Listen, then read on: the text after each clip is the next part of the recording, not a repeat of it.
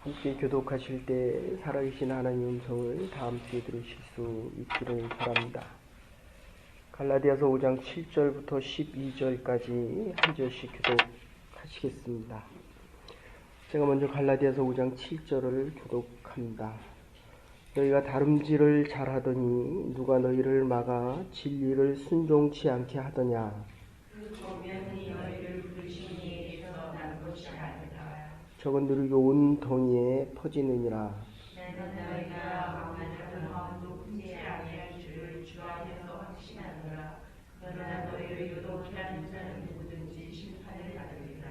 형제들아, 내가 지금까지 할례를 전하면 어찌하여 지금까지 핍박을 받으리요. 그리하였으면 십자가에 거치는 것이 그쳤으리라.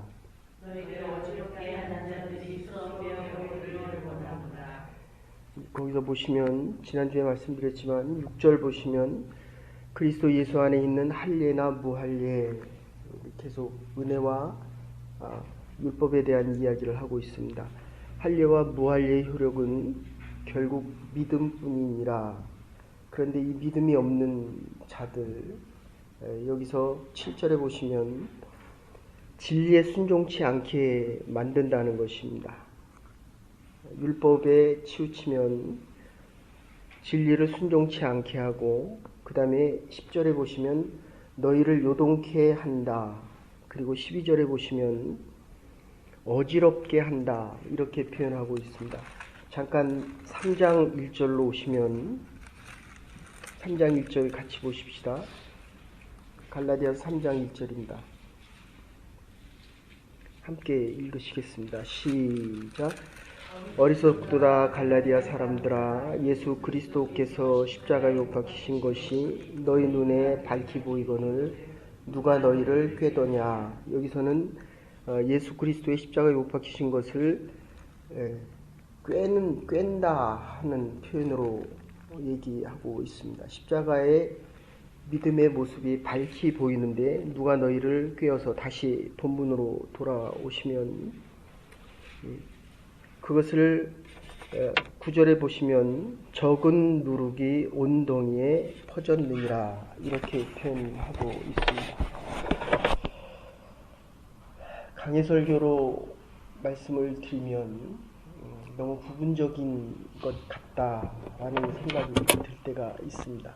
그래서 이렇게 중간에 나오시면 전체의 내용이 좀 어려워질 때가 있고, 그래서 또 한 장씩 하면 부분적인 아주 세밀한 하나님의 말씀을 음미하기가 어려울 때가 있습니다.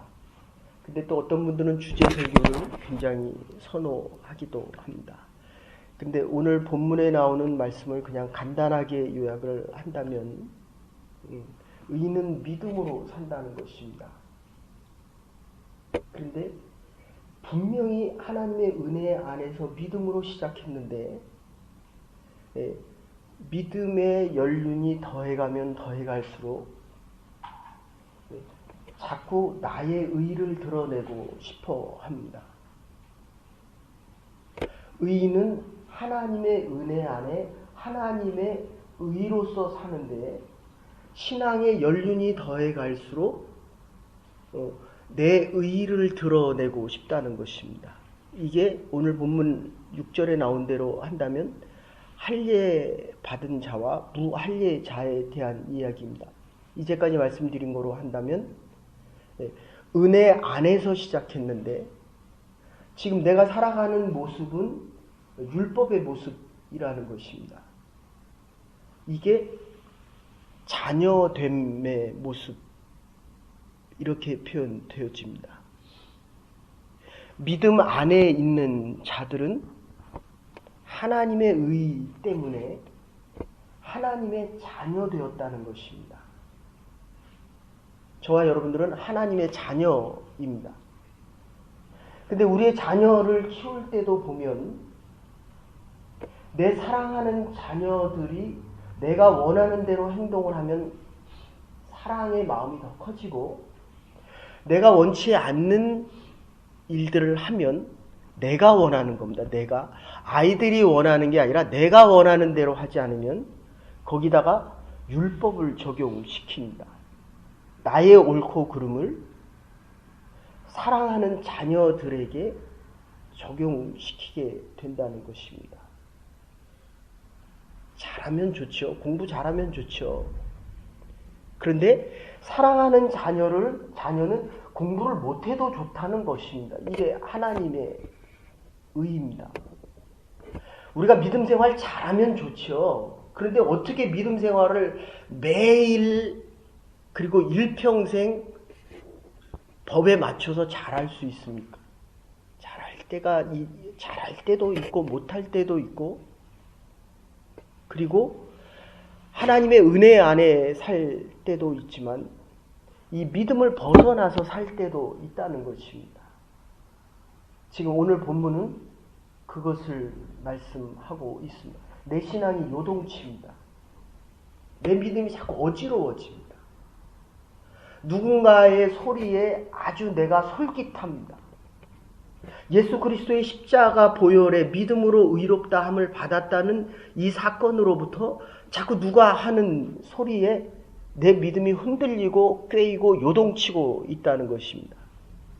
그래서 요한2서 1장 10절에 보면 그리스도의 십자가 도 외에 다른 도를 전하는 사람은 만나지도 말라는 겁니다. 그 소리를 듣지도 말고 인사도 하지 말고 내 집안에 너희 집안에 들이지도 말라라고 이야기합니다. 그것을 오늘은 누룩이다 이렇게 표현합니다. 누룩이 빠르게 퍼집니다. 누룩은 아주 소량입니다. 눈에 보일 듯 말 듯 한데도 그것이 급속도로 퍼져 나갑니다. 그래서 이 비유나 특히 말씀을 전할 때 예수님의 비유는 이스라엘 사람들이 당시 쓰던 것을 가지고 사용합니다. 우리야 콩쥐팥쥐 같은 이야기를 하지만 여기서는 예수님께서 전할 때는 이 누룩, 이스라엘 사람들이 먹고 사는 곳에 빵에 여기는 흰빵들이 많지만 어떤 때 보면 시큼한 누룩이 들어가 있는 빵 소화가 잘 됩니다.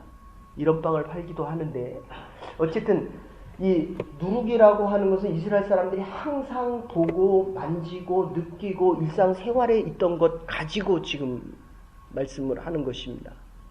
결론부터 먼저 말씀드리면 우리의 신앙이 요동치고 흔들리고 있다는 것은 의인은 믿음으로 말미암아 내가 하나님의 자녀다라고 하는 이곳으로부터 지금 멀어지고 있다는 것입니다. 왜 멀어집니까? 문제는 이게 지금 교회 안에 있는 사람들에 대한 이야기입니다. 저와 여러분 같은 사람의 이야기입니다. 더 잘 믿고자 하는데 시작은 은혜로부터 시작했는데 더 잘 믿고자 하는 그 순간부터 율법이 나를 지배하기 시작하고 내 의가 다른 사람의 의보다 낫다라는 생각이 들면서 이 교회 안의 갈등, 믿는 자들에 대한 갈등을 지금 얘기하고 있다는 것입니다. 제가 25년 전에 여기 공부하러 왔을 때 그때는 한국의 정신병원이 그렇게 많지 않았습니다. 근데 25년 제가 보기에는 한 25년 정신과 과장을 하시던 분이 UT의 교환교수로 오셔가지고 같이 식사를 하자 그래서 식사를 하는데 그분이 고민을 이야기합니다. 정신과 의사입니다. 국립정신의료원에 있으셨던 분인데 그 고민이 뭐냐면 이 정신과 환자들을 잘 치료해서 다 완치를 시켜서 집에 보내면 거의 90% 이상이 거의 95%라고 이야기를 합니다. 길어야 1년, 2년이면 다시 온대요. 다시. 그럴 때 이분이 드는 생각은 뭐냐면 내가 이러려고 정신과 의사를 했나. 이 외과 의사들이 제일 힘든 게 뭐냐면 수술하다가 살려야 되는데 죽을 때래. 그때가 제일 힘들답니다. 살리려고 내가 의사라고 이렇게 오랫동안 수고하고 애를 쓰고 노력을 했는데 그 환자가 죽는다는 거예요. 삶과 죽음의 문제는 우리가 생각한 것보다 훨씬 더 많은 영향을 미칩니다. 내가 분명히 치료를 해서 집에 보냈는데 집의 환경은 안 바뀌어 있다는 것입니다. 그래서 집에 돌아가서 길면 1년이고 짧으면 3개월이면 다시 온다는 거예요. 우리의 신앙생활의 삶의 모습이 어떻습니까? 하나님의 전에 나와서 분명히 은혜를, 하나님의 말씀을 들을 때마다 기쁨과 감사함이, 하나님의 전에 나올 때는 믿음이 훨씬 큰데도 삶의 현장으로 돌아가면 다시 은혜의 사람으로 살아가는 것이 아니라 내 의를 드러내는 외식주의나 불신앙의 모습이나 형식이나 겉의 모습에 훨씬 더 치우치며 살아가게 된다는 것입니다. 이건 좀 조심스러운 얘기인데, 제가 신학교 다닐 때 이제 지방에서 올라오신 분들은 기숙사에 머무십니다. 근데 이렇게 기숙사를 갔는데, 저희 같은 학년에 전도사님 한 분이 양치질을 하다가 이게 양치질을 하는데 이빨이 툭툭 떨어지는 거예요. 그러더니 그분이 그 이빨을 보더니 이 말 없는 눈물을 이렇게 막 흘립니다. 그리고 이제 몇 달 지나서 나중에 말씀을 해주시는데 이분이 사창가에서 조폭이셨습니다. 그러니 이 생활이 문란하죠. 그럴 때 성병에 걸려서 이분이 나중에 정말 회심을 하고 그 어려운 신학대학원을 입학하셨습니다. 물론 옆에 어떤 분이, 그곳에서 자란 어떤 분이 S대학이란 대학을 가서 이분에게 튜터를 하면서 정말 4년 동안 가르쳐서 이분이 죽을 뻔한 곳에서 살아나서 어쨌든 어려운 과정을 겪어서 신학교에 왔습니다. 성병 걸린 분이 10년, 15년 있다가 이게 몸에 다 영향을 미쳐서 양치질하는데 이빨이 다 빠져버리는 거예요. 이게 지금 우리가 살아가는 삶의 현실의 모습입니다. 이게 로마서에서는 우리에게 두 마음이다. 지금 오늘 본문에 두 마음이라고 표현을 합니다. 하나는 은혜 안에 살고 싶은 마음이 있고 하나는 자꾸 율법으로 가는 거예요. 나를 드러내고 싶은 겁니다. 이게 깨어진 양심 때문에 그렇습니다. 로마서에서는 이것을 깨어진 우리의 양심들, 우리의 마음이다 이렇게 표현합니다. 근데 오늘 본문에서는 두 마음이다. 근데 너희들이 두 마음을 가지지 않고 한 마음인 것을 내가 아는데 너희들이 자꾸 이 외적인 요인, 하나님의 교회와 믿음의 삶을 하는 그리스도인들 밖에서 들어오는 누룩 때문에 밖에서 들어오는 것들이 너희를 자꾸 깬다는 것입니다. 여러분들 우리가 살아갈 때 이 의학적으로도 두 가지를 얘기합니다. 생리적인 게 있고 병리적인 게 있습니다. 저처럼 이게 지금 병리적으로 문제가 생긴 것입니다. 생리적으로 이 뇌에 혹이 있는 게 아니라 건강관리를 잘 못하고 몸이 약하니까 어쨌든 지금 이 뇌에 문제가 생긴 것입니다. 근데 우리가 우리의 자녀를 키우다 보면 우리의 자녀들이 내가 원치 않는 잘못된 일을 할 때에 야, 너는 왜 그러냐? 또는 부부 사이에게도 남편이 좀 잘못하면 당신은 왜 맨날 늦게 들어오냐? 왜 맨날 거짓말을 하느냐? 여러분 거짓말한 게 많습니까? 아니면 참되고 진실된 게 많습니까? 어쨌든 이 하나님의 자녀들은 우리는 진리 안에서, 여기 진리라는 이야기를 합니다. 십자가, 물론 죄인이지만 하나님의 의롭다 칭함을 받은 우리 의인들은 믿음 안에서 믿음으로 의롭게 된 것이기 때문에 잘못한 것은 병리적이라는 것입니다. 태어날 때부터 잘못된 게 아닙니다. 우리는 선하게 태어났지만 우리의 양심이 깨어져서 죄된 모습으로 살아감에도 불구하고 우리는 선한 일을 할 수 있는 하나님의 자녀라는 것입니다. 그래서 누가복음 13장에 보면 이렇게 표현합니다. 38년 된 귀신 들린 여인을 보고 예수님께서 뭐라고 얘기합니까? 아브라함의 딸아. 이렇게 표현합니다. 사랑스러운 나의 딸아. 지금 우리가 이 자리에 나온 것은 바로 이 은혜의 말씀, 주께서 우리를 품어주시는 이 말씀을 듣기 위해 온 하나님의 자녀들이라는 것입니다. 그러니까 내가 아무리 싫은 사람을 만나도 나는 싫지만 내 의 앞에서는 틀린 사람이지만 하나님의 자녀라는 이 전제가 먼저 되지 않고는 나의 믿음이 흔들리게 됩니다. 요동치게 됩니다. 그런데 이게 또 유독 또 이 믿지 않는 불신앙자, 특히 사단 같은 경우는 우리를 건드려대고 우리의 믿음이 요동치게 만들고 우리의 마음이 두 마음이 되게 하고 흔들리게 할 때는 반드시 병리적인 것을 건드려대는 게 아니라 생리적인 것은 너는 원래 불가능한 사람이야. 이렇게 얘기합니다. 그래서 우리가 부부싸움의 의견이 다를 때도 그 부모를 건드려대면 결코 아니 됩니다. 너는 왜 네 부모와 똑같냐? 왜 네 엄마와 똑같냐? 너는 왜 맨날 그러냐? 아닙니다. 이거는 맨날 그렇다라고 하는 거는 이건 생리적인 것입니다. 태어나면서부터 그렇다는 것입니다. 아닙니다. 우리가 지금 병들었기 때문에 우리가 원치 않는 잘못된 일을 하고 있다는 것입니다. 이 오랜 세월 동안에 내가 15년 동안 신앙생활했는데 제자리입니다. 어떻게 보면 이것은 정말 죽는 것보다 못한 것입니다. 15년을 다 탕진해 버렸습니다. 두 아들이 돌아왔을 때 아버지는 뭐라고 얘기합니까? 돌아온 탕자에게 아버지의 재산을 3분의 1을 다 탕진한 그 아들에게 첫 마디가 그겁니다. 사랑하는 내 아들아. 사랑하는 내 아들아.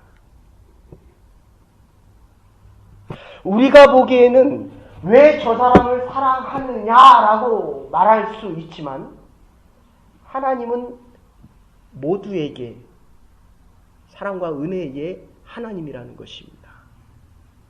우리가 어느 순간에 하나님을 떠나 있을지라도 지금 내 믿음이 하나님 앞에 바로 서지 못할지라도 내 행동이 부족할지라도 하나님은 나를 사랑하는 아들로 맞이해 주기 때문에 우리가 지금 이 자리에 예배 드릴 수 있다는 것입니다. 근데 이거를 흔들어대는 것은 자꾸 너는 안 돼 라는 생리적인 부분을 자꾸 건드려 댄다는 것입니다. 여러분, 적어도 우리의 믿음으로 의롭게 된다는 이 사실, 우리는 하나님의 자녀라는 이 사실은 누가 무슨 말을 해도 내가 얼마나 어려운 지경에 있어도 내가 사람들이 원치 않는 모습을 하고 있더라도 이 믿음은 절대로 흔들려서는 아니 된다는 것입니다. 이러한 믿음 속에 이 한 해 후회하는 것은 다 떠나 보내십시오. 그리고 후회할 필요도 없습니다. 믿음은 새로운 시작이 가능하기 때문입니다.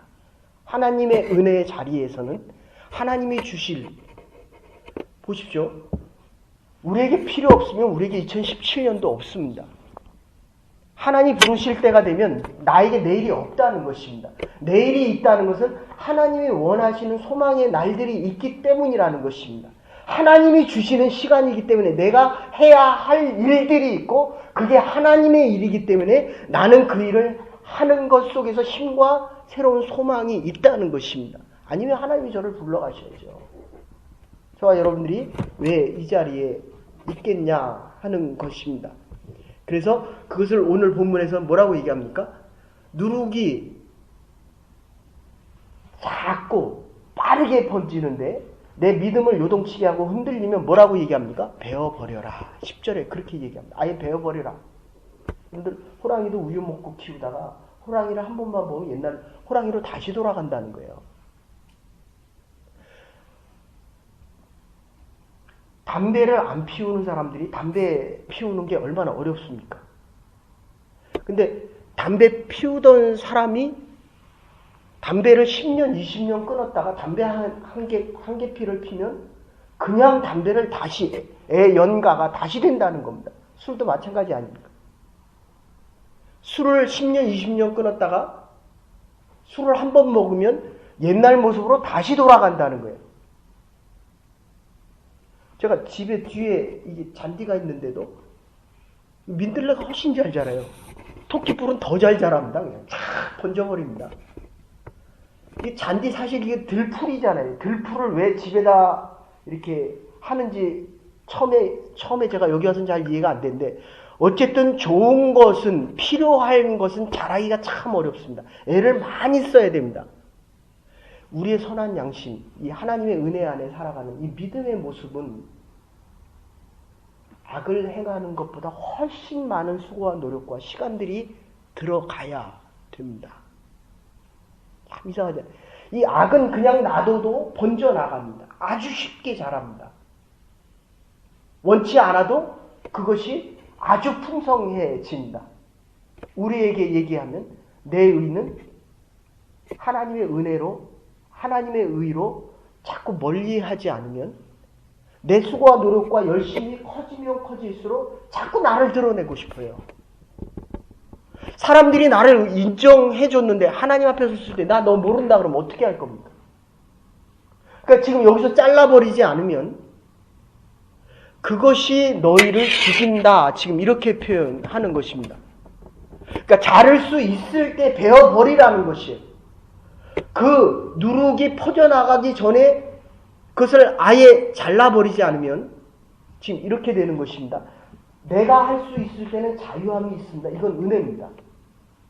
근데 하나님이 잘라버리면 이걸 심판이다 라고 이야기합니다. 심판은 내가 원하는 것이 아니라 원치 않게 배임을 당하는 것입니다. 하나님께서 우리에게 정말 얼마나 많은 은혜와 자유함과 믿음의 의를 허락하시는지 제 생각엔 그런 것 같아요. 우리가 하나님 앞에 서는 그날까지 우리에게 이 자유와 은혜와 믿음의 의를 허락하시는 것 같습니다. 그런데 왜 저 사람이 믿음으로부터 자꾸 멀어지고 시험을 사단이 주는 것은 시험입니다. 템테이션입니다. 그래서 이거는 아예 듣지도 말고 가까이 하지도 말아야 됩니다. 여러분들 우리 이렇게 이 성도들 이게 지금 교회 안에서 율법적인 얘기를 하는 건데요.